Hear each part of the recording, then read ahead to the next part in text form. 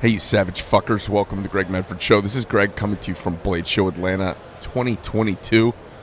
Post-COVID, making a round robin to some of my friends. We were just making out, so his cough's not going to affect me. Making the rounds to some of my friends in the business. This is Curtis Iovito from Spartan Knives. How you doing, man? Good, man. Good. Blade show's over. Mission accomplished, man. Mission accomplished. We're almost done. We're not in the helicopter yet. That's right. You know that can go weird. Mission's not over till it's over. What's happening? How are you? Been a while. Yeah, it's been a while. I haven't been to your house in 2 years or 3 years. We used to see each other all the time, and now we're like, hey, when am I going to see you again? Yeah, so I don't see him very often, so I stayed straight. I still have a wife and everything. Yeah, so, you got to keep it. Mine took a turn for the weird. So, talk to me. How was the show for you? The show was fantastic, man, and it was really strange. It's kind of a different crowd, but normally you just get these bursts of people and they start throwing cash or buying knives, and then it get slow for a while. This was just consistent all the way through, visitor after visitor, people purchasing all through the day. So it was a great show, man. The turnout was fantastic. What's the next show you guys are doing? Probably want to be about an inch away from the mic, too, or you get lost in the hell, I'm not sure what the next damn show is. Yeah. But I take it day by day. Dude, we've been building knives and folders nonstop for months, and hell, I don't even know what day of the week it is anymore. We're so damn busy. We've backed way off shows. Like I haven't talked to the crew about it yet, but I may not do a show again. Like I'm kind of going, I don't know if we need to do this. It's a lot of effort. It is a lot of work. The biggest reason is the socials part. I like coming and seeing everybody. Yeah, and that's why we come. I mean, we're backed up for a little over a year. We're selling everything we put online. And some people tell you, well, we don't need to go do these shows. We don't have to go to Blade Show. We're selling everything we make. I said, well, man, you can become, not relevant really, really fast, man. So, yeah, that's true. And I probably shouldn't say this, but nobody needs what we make. Right. They don't need what we make. Right. They need a rusty, carbon, wooden-handled butcher knife, like the ones that, helped us gain America. For the first 10,000 years. Right. So if they don't need what you make, you better treat your customers good. Meet them, get to know them, stuff like that. Because if they don't like you, they're not going to buy your stuff, man. Talk to us a little bit about your product line right now. You guys have got a broadened product line. Yeah, things have changed for us a little bit. Mark and I were going, for years on our own. Hell, we used to do SHOT Show and Blade Show by ourselves, the two of us. Yeah. Take turns going to the bathroom. But so we've all been through one career. We were retired from the Army. So, hell, I'm 57. So we're like, hey, what's the end state? Where does this stuff stop? Do I do it till I pass out and die? So we weren't really looking for a way out of the knife industry, but we were looking for some help. And we became really good, fast friends with John Stitt, the president of the K-Bar. They were helping us out with things. We'd help them out with tooling and machining stuff. And I jokingly said to him in 2018, hey, if you ever want a small knife company in North Carolina, give me a call. We kind of laughed and went to dinner, but he gave us a call back in 2019 and said, hey, man, if it wasn't a joke, we'd love to buy Spartan Blades. We've been searching and searching. You guys there's a lot of synergy there, military guys, military-type knives. And we quickly decided, hey, this is a good idea. Then, of course, we called our lawyers, and they fucking shot at each other for 6 months. We finally called lawyers and said, listen, if you're not done in 3 days, you're fucking fired. They figured it out. Figured it out in 3 days. It's like magic, man. Amazing. And just to think lawyers, because they're all honest, that they would just soak you for money. It's crazy, man. But long story short, we teamed up with K-Bar. They're 50% owners of the company. So it allowed us to expand things with packaging, shipping, warehousing, and they have manufacturing capability, nobody else. Parent company's Cutco, right? Largest manufacturer of cutlery in North America, right? So it opened us up some new things. So we split our line into 3 different categories because you got to be honest with people about where stuff's made and what it is. So we have our gold line, which is the stuff we've always made in our shop in North Carolina. The silver line is stuff K-Bar's making for us up in New York. And then we're doing some stuff in Taiwan, lower price point bronze line stuff. So it's Taiwan only, no China. Dude, I fought communism all my life, man. No, nothing in China. Okay, cool. 0 in China. Cool. You guys, have you noticed any trends that you kind of are latching into the last year and a half? Do you see anything changing in the industry? Yeah, man. One, people want their knives pimped out.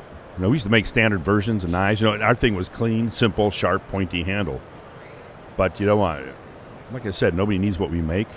So if you can't, bring some emotion to your product or let them feel like they can combine their psyche with it. You know, that's my whole thing. I mean, that's been my whole zeitgeist. That's Greg Medford. Yeah. So we started, deep laser etching, coloring, and customizing knives, and it just the demand it's out of control. Yeah. It's just out of control. So people want things personalized. They want to feel like it's theirs. They want to feel like there's some kind of connection to it. It's the American thing. Yeah. A lot of people don't know your boy's in the business.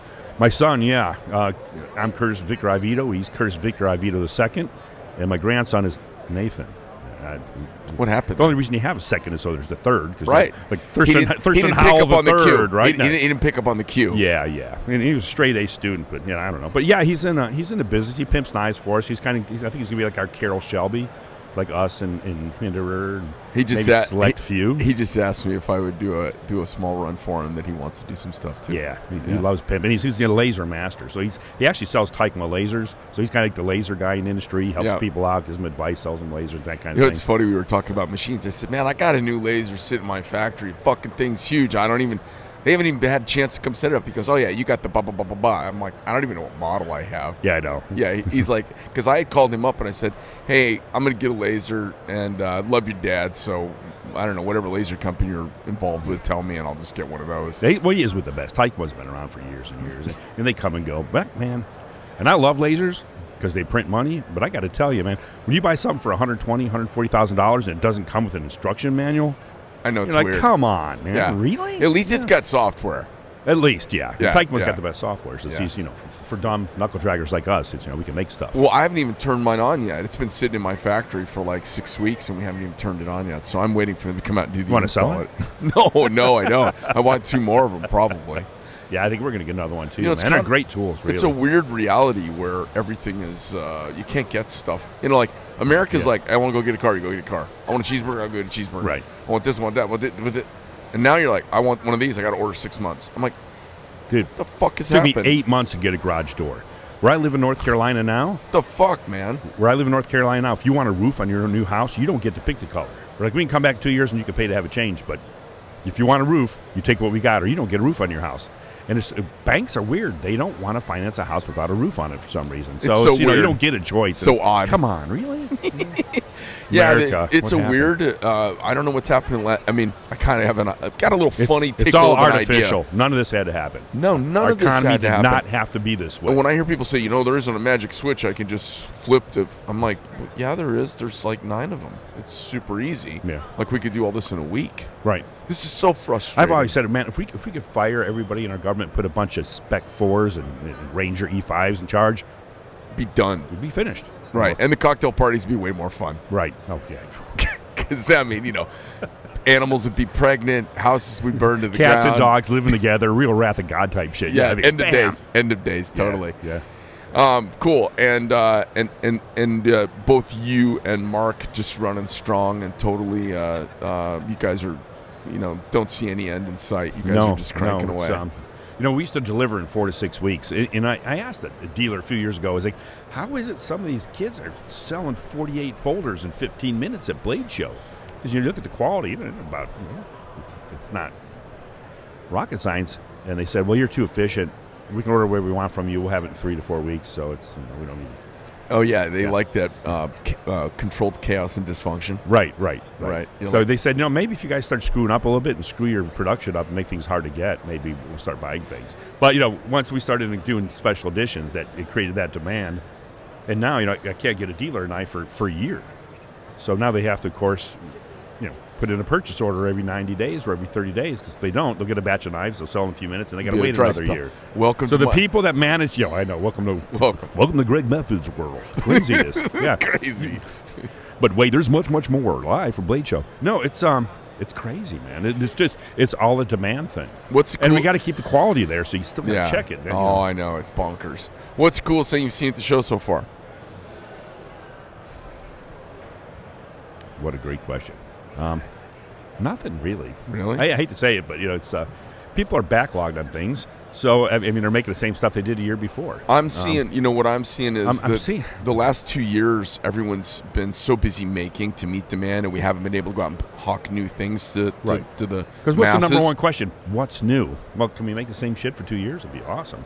We got a year backlog anyway. And there's a lot of that going on. Yeah. And people are pulling back, going, I don't know if I need 5 new things and 4 new shows. I have a year of work. I tell you, one of the neat things I have seen lately is, because we're at Fort Bragg, so we get young soldiers come by all the time saying, I think I want to make knives.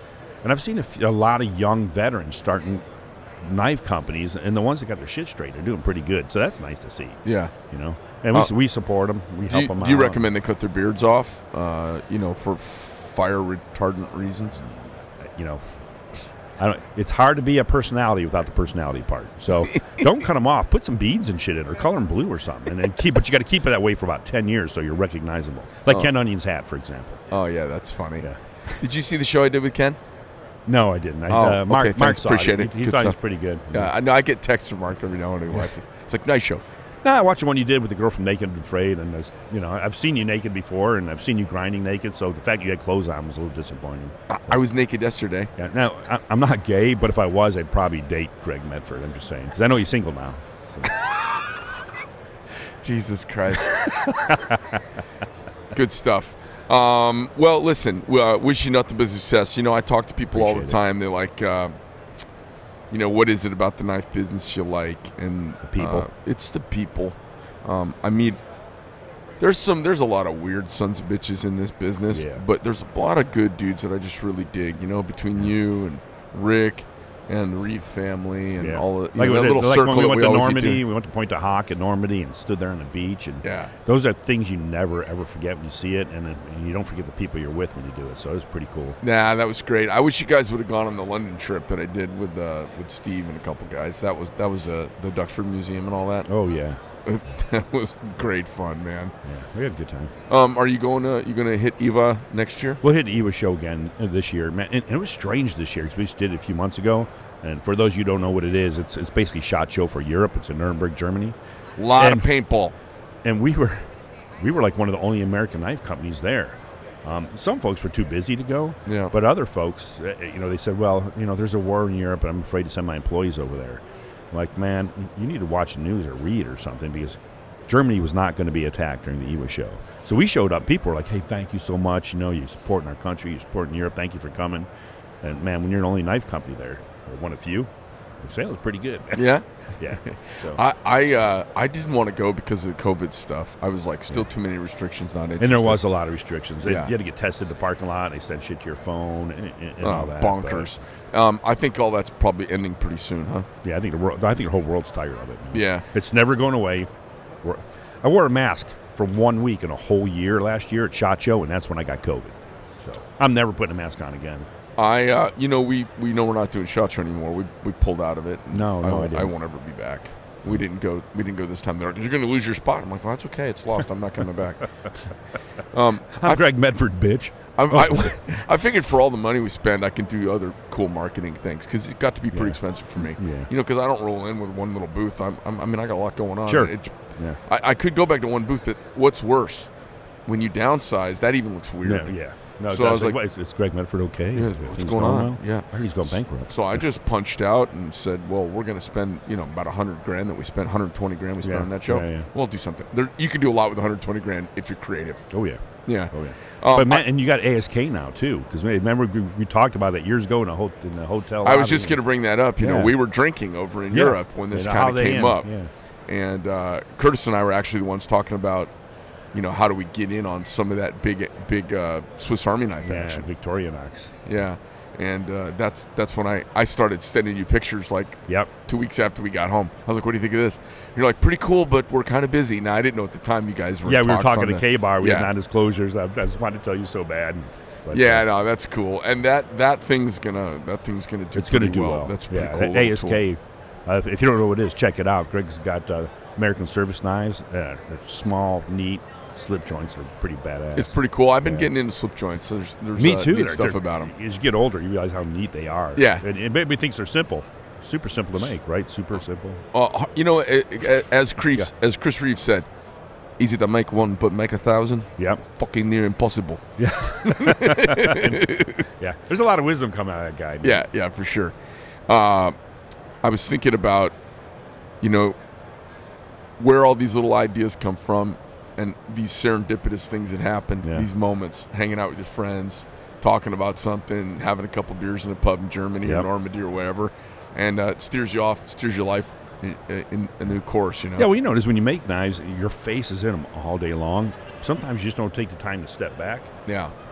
Sometimes it's nice to have another knife maker walk around your shop and say, why the hell are you doing it that way? Yeah. Well, that's how we've always done it. No, no, it's a big deal. Yeah. I mean, I went to a knife shop one time. They had 120-year-old equipment. And they're like, we're just not getting our knives, just we can't get them sharp enough. And I'm looking at this grinder that you sit on, it's the old 120. And I was like, well, I think you just adjust the angle here. It's like, no, don't touch it. Oh, yeah. I was like, but that's how you fix your issue. And like, no, wait. I was on this machine. My mom was on this machine. Right. Our family's been on this for 3 generations. We've never touched that. It's like, let me see it. And they sharpen a knife like, oh, my God, it's razor sharp, We take you to dinner. It's so funny. I had a similar experience walking through Smart people. One of the great old American knife companies in Massachusetts. And they had the same old 90-year-old guy who's been sharpening their blades forever. Might have been the same place. And they were doing it. No, different place. Okay. And they were doing it in 3 steps. And I did a 2-step sharpen. I said, hey, do you guys have this grit belt? And it was one of these old mill belts. It was like a giant belt. They swapped the belt out for me, and I hit a knife on it. Just a couple, 30 seconds. Yeah. And then hit it on their little buffer, and they're like, and the guy he kind of looked at everybody. He was telling me, I've sharpened 1.8 million knives. I said, imagine if you'd have done them all a third shorter. Well, sometimes those guys will bitch slap you, too. We were up at Cutco watching them make K-bar knives, sharpening it with the 60 grit belt. And I was like, oh, man, you could probably get it sharper if you did it with the 180 to 400. That's what we do. I've been doing it that way for years. He goes, yeah, well, we've been doing this for about 120. He didn't look at me. He's like, well, I'm a little bitch now. I guess I'll go away. and they're razor. You can see K-bars. They're razor sharp, man. He handled you, huh? Yeah, he handled me. He's like a step away bitch. I was like, all right, bye. That's awesome. I met John Stitt yesterday, and it was pretty cool talking to him. He seems like a cool dude. No, he's a great dude, man. He's a dapper fucker, isn't he? He's a sharp-looking guy. Yeah. And he's sharp. Yeah, it's cool. He's got a sharp I asked him how old he was. I think he said he was 45. I was like, oh, my God. I'm like, geez, I'm getting to where I'm older than everybody. I hate that. Yeah. Yeah, our kids are running around here. Everybody's kids are running around here. My kids running around. Yeah. Well, listen, great having you in. What's cool? Did you guys bring anything cool new to the show, or just new twists on older stuff? No, we made a new fixed blade. It did really well. And then we do a Plague Doctor folder. Yeah. And with that long medieval mask on it. And the guy in the shop drew it as a tattoo. I said, let's throw it on a knife just for fun. We posted a picture on Instagram. We've been making them ever since, nonstop. It's weird what catches, Yeah, it's funny. Somebody took a picture of me. Grommets Leather made a plague mask for me, and I was wearing it around. And somebody took a picture of me and Nat and did something in Photoshop for engraving and put it on a knife, and it was really cool. But I didn't market it. It was just kind of a onesie. It was kind of fun. Yeah, we were going to market it, And then I was like, man, are we going to piss people off? Like my grandmother died or whatever. But right away, doctors, nurses, EMT guys started just snatching them up. And, that's pretty funny. So it kind of marks a point in history. So. I've been, me. I just steamroll over whatever is in front of me, and I don't really think about it too much. You guys are a little more tactical in your approach. Well, thanks for coming on and taking a few minutes out of the show to come over here. Great seeing you. Tell the wife I said hi. I will. All right, cool. Tell X I said hey. Hey, see. Hey, guys, that's the show.